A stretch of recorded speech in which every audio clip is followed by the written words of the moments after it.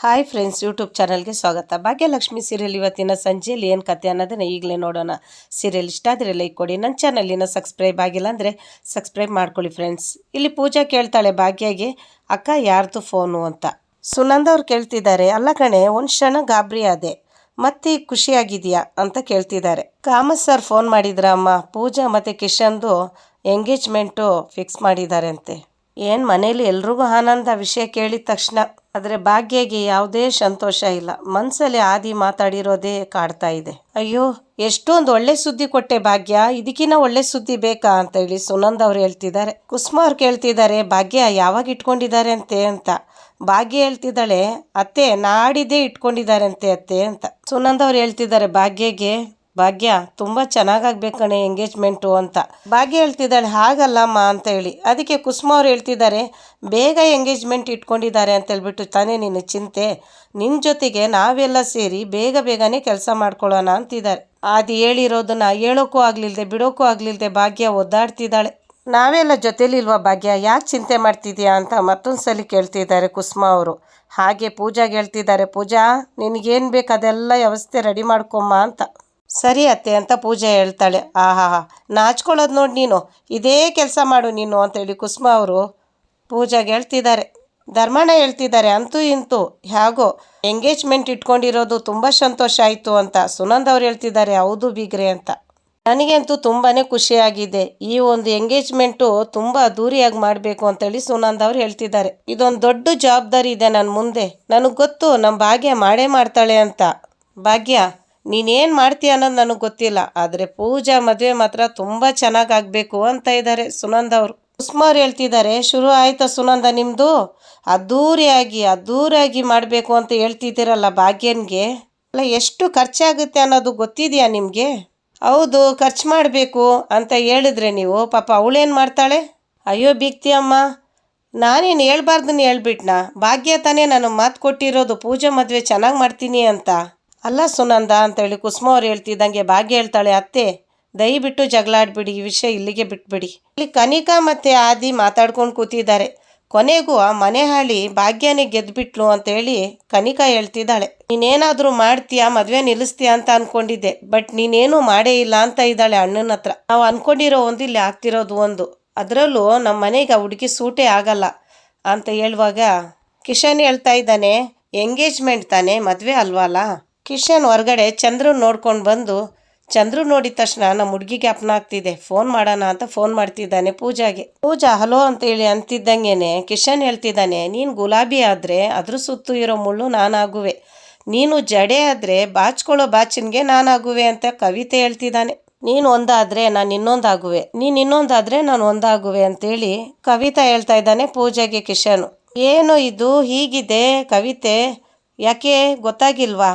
ಇದೊಂದು ಕವಿತೆನ ಡಬ್ಬ ಥರ ಇದೆ, ಇದಕ್ಕೆ ನಾನು ನಿನ್ನ ಕಾಲೇಜಲ್ಲಿ ಬರಿತಾ ಇರೋ ಕವಿತೆನೇ ಬೆಸ್ಟ್ ಆಗಿತ್ತು ಅಂತಾಳೆ. ಕಿಶನ್ ಮಾತಾಡೋದನ್ನ ಕೇಳಿಸ್ಕೊಂಡು ಕನಿಕಾ, ಏನು ಆ ಮನೆ ಹಳಿ ಹತ್ರ ಮಾತಾಡ್ತಾ ಇದ್ದ? ಹಲ್ಗಿಂಚ್ಕೊಂಡು ಮಾತಾಡ್ತಿದ್ದೆ ಅಲ್ಲ, ಏನು ಮನೆ ಹಾಳು ಮಾಡೋದಕ್ಕೆ ಏನಾದರೂ ಐಡಿಯಾ ಕೊಟ್ಲೇನು? ಕಿಶನ್ ಹೇಳ್ತಿದ್ದಾನೆ, ಪ್ಲೀಸ್ ಕನಿಕಾ, ಪೂಜಾ ಬಗ್ಗೆ ಹಾಗೆಲ್ಲ ಮಾತಾಡಬೇಡ, ಚೆನ್ನಾಗಿರಲ್ಲ ಅಂತಿದ್ದಾನೆ. ಏಯ್ ಚೆನ್ನಾಗಿ ಗೊತ್ತು ಕಣೋ ನನಗೆ, ನಿನಕಿನ್ನ ಮುಂಚೆ ಆ ಪೂಜಾ ನಾನು ಪರಿಚಯ. ಮರ್ಯಾದೆಯಿಂದ ಅಪ್ಪನ ಹತ್ರ ಹೋಗಿ ಹೇಳು ಈ ಎಂಗೇಜ್ಮೆಂಟ್ ಬೇಡ ನನಗೆ ಅಂತ. ಈ ಮನೆ ಹಾಳಿ ಯಾವುದೇ ಕಾರಣಕ್ಕೂ ನಮ್ಮ ಮನೆ ಒಳಗಡೆ ಕಾಲಿಕ್ಬಾರ್ದು ಅಂತ ಕನಿಕಾ ಅಂತಿದ್ದಾಳೆ. ಕಿಶನ್ ಹೇಳ್ತಿದ್ದಾನೆ, ಯಾವುದೇ ಕಾರಣಕ್ಕೂ ಪೂಜಾ ಬಗ್ಗೆ ಹಾಗೀಗೆ ಮಾತಾಡಿದರೆ ನಾನು ಸರಿ ಇರಲ್ಲ, ನಿನ್ನ ಮಾತಿನ ಮೇಲೆ ಎಚ್ಚರಿಕೆ ಇರಲಿ ಅಂತೇಳಿ ಜೋರು ಮಾಡ್ತಿದ್ದಾನೆ. ಕನಿಕಾ ಹೇಳ್ತಿದ್ದಾಳೆ, ನನ್ನ ಮುಂದೆನೇ ಧ್ವನಿ ಎತ್ತಿ ಮಾತಾಡೋ ಹಾಗಾಗ್ಬಿಟ್ಟ ನೀನು ಅಂತ. ಇಷ್ಟು ದಿನ ನಾನು ವೇಸ್ಟ್ ಬಾಡಿ, ನಾನು ಸರಿ ಇಲ್ಲ ಅಂತಿದ್ದೆ, ಹಾಗಂತ ಹೇಳಿ ನನಗೆ ಧೈರ್ಯ ಇಲ್ಲ ಅಂತ ಅಲ್ಲ.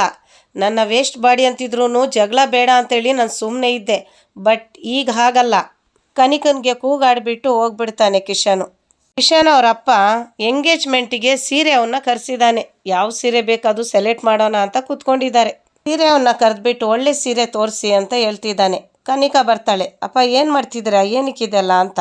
ಯಾರಿವರು, ಏನಕ್ಕಿದೆಲ್ಲ ತಂದಿದ್ದಾರೆ ಅಂತ ಕೇಳ್ತಿದ್ದಾಳೆ. ಏನಮ್ಮ ಹೀಗೆಲ್ಲ ಮಾತಾಡ್ತಿದ್ಯಾ, ನಾಳೆ ನಮ್ಮ ಮನೆಗೆ ಎಂಗೇಜ್ಮೆಂಟ್ ತಾನೇ ಅಂತ ಕನಿಕಾ ಅವರಪ್ಪ ಹೇಳ್ತಿದ್ದಾರೆ. ಕಿಶನ್ ಮದುವೆ ಆಗೋ ಹುಡುಗಿಗೆ ಚಂದದ ಸೀರೆ ಬೇಡವಾ, ಅದಕ್ಕೆ ಕರೆಸಿದ್ದೀವಿ. ಏನು, ನಾವ್ಯಾಕೆ ಅವಳಿಗೆ ಸೀರೆ ತೊಗೋಬೇಕು ಅಂತೇಳಿ ಕನಿಕಾ ಕೇಳ್ತಿದ್ದಾಳೆ. ಯಾಕಮ್ಮ ಅಷ್ಟೊಂದು ಗಾಬರಿಯಾಗಿ ಕೇಳ್ತಾ ಇದೆಯಾ? ಅವಳು ಸೀರೆ ನಾವು ಅಲ್ದು ಇನ್ಯಾರು ತೊಗೊತಿದ್ದಾರೆ? ಆ ಹುಡುಗಿ ಯಾರು? ಈ ಕಾಮತ್ ಸರ್ ಮನೆಗೆ ಸೊಸೆಯಾಗಿ ಬರ್ತಿರೋವಳು, ಕಿಶನ್ ರಾಜ್ಕುಮಾರ್ಗೆ ಮದುವೆ ಆಗೋ ಹುಡುಗಿ ಅಂತ ಹೇಳ್ತಿದ್ದಾನೆ. ಎಂಗೇಜ್ಮೆಂಟಿಗೆ ನಮ್ಮದೇ ಆಗಿರಬೇಕು ಸೀರೆ ಅಂತ ಹೇಳಿ ಕಿಶನ್ ಅವ್ರ ಅಪ್ಪ ಹೇಳ್ತಿದ್ದಾನೆ. ಹಾಗೆ ಆದಿ ಎಲ್ಲೋಗಿದ್ದಾನೆ ಅಂತ ಕೇಳ್ತಾನೆ. ಆದಿ, ನೀನು ನನ್ನ ಮುಂದೆ ಸೋತಿದ್ಯಾ. ನಾನು ಹೇಳಿದ ಒಂದು ಮಾತು ನಡೆಸ್ಕೊಡ್ಬೇಕು ನೀನೀಗ. ನಿನ್ನಿಂದ ಮುಖ್ಯವಾಗಿರೋ ಕೆಲಸ ಆಗೋದಿದೆ. ಹುಡುಗಿಗೆ ನಾಳೆ ಎಂಗೇಜ್ಮೆಂಟಿಗೆ ನೀನೇ ಒಂದು ಸೀರೆ ಸೆಲೆಕ್ಟ್ ಮಾಡಿ ಕೊಡಬೇಕು ಅಂತಾನೆ ಆದಿಯವರಪ್ಪ. ನಾನು ಯಾಕಪ್ಪ ಮಾಡಬೇಕು? ಹ್ಞೂ ಕಣೋ, ನೀನೇ ಮಾಡಬೇಕು. ಯಾಕಂದರೆ ನೀನು ನನ್ನ ಮುಂದೆ ಸೋತಿದ್ಯಾ ಅಂತ ಹೇಳ್ತಿದ್ದಾನೆ ಆದಿಯವರಪ್ಪ. ನಾನು ಸೀರೆ ಸೆಲೆಕ್ಟ್ ಮಾಡೋದಾ? ಚಾನ್ಸೇ ಇಲ್ಲ ಅಂತ ಆದಿ ಹೇಳ್ತಿದ್ರೆ ಅವರಪ್ಪ ಹೇಳ್ತಾನೆ, ನೀನು ಸೆಲೆಕ್ಟ್ ಮಾಡಲಿಲ್ಲದೆ ತಪ್ಪಿಸ್ಕೊಳ್ಳೋಕ್ಕೂ ಸಾಧ್ಯ ಇಲ್ಲ ಅಂತ. ಯಾಕೆ ಹೇಳು?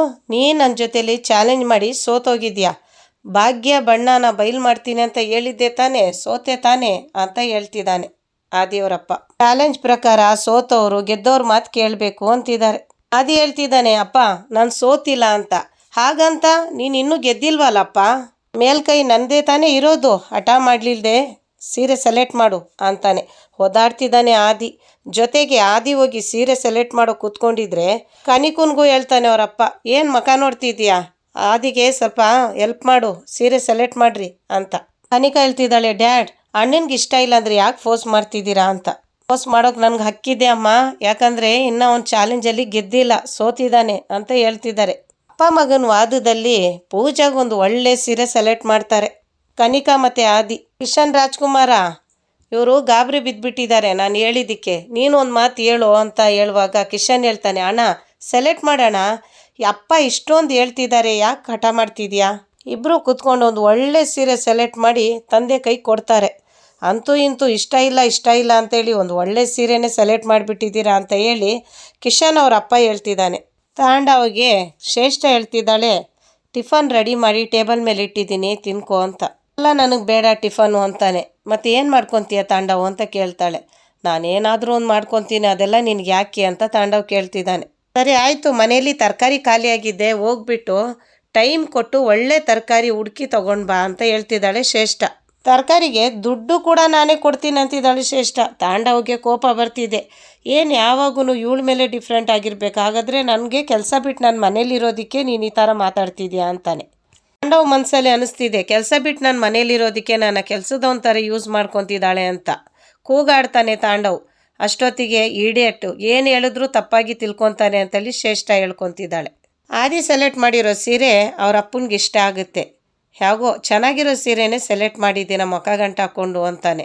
ನಾನೇನೇ ಕೆಲಸ ಮಾಡಿದ್ರು ಬೆಸ್ಟಾಗೇ ಇರುತ್ತೆ ಅಪ್ಪ ಅಂತೇಳಿ ಎದ್ದು ನಿಂತ್ಕೊತಾನೆ. ಇರು ಎಲ್ಲಿಗೆ ಹೋಗ್ತಾ ಇದೆಯಾ? ಇನ್ನೂ ಒಂದು ಕೆಲಸ ಇದೆ ಅಂತೇಳಿ ಆದಿಗೆ ಇನ್ನೊಂದು ಕೆಲಸನ ಒಪ್ಪಿಸ್ತಾನೆ ಅವ್ರ ಅಪ್ಪ. ಕೆಲಸ ಇನ್ನೂ ಮುಗ್ದಿಲ್ಲಪ್ಪ, ಸೀರೆ ಸೆಲೆಕ್ಟ್ ಮಾಡಿಬಿಟ್ರೆ ಸಾಕಾ, ಅಲ್ಲಿಗೆ ತೊಗೊಂಡೋಗಿ ಕೊಡಬೇಕಲ್ಲ.